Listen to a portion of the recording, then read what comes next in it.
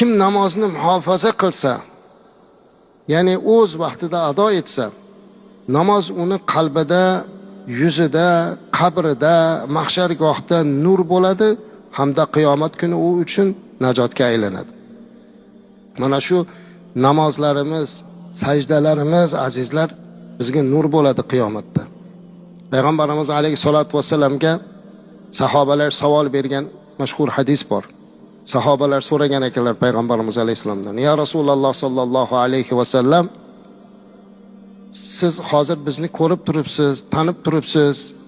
Qiyomatda sizdan keyin dunyoga kelib musulmon bo'lgan ummatlaringizni ham taniysizmi?" degan ekanlar. Ya'ni bizlarni azizlar 14 asr keyin dunyoga keldik. Doim tahoratda yurishlik insonni nurini qiyomatda ziyoda qiladi.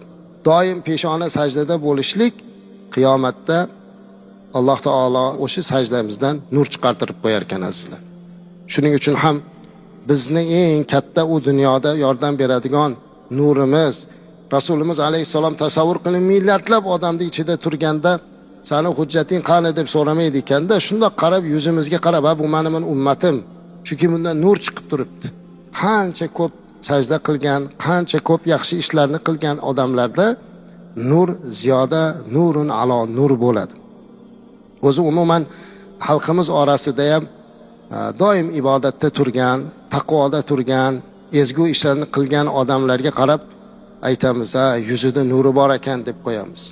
Nur deganda bu bir go'zallik, bir istara. Ana o'sha qiyomatda ham bizga asqatadigan eng buyuk bir sababchi mana shu namoz, ro'zalarimiz.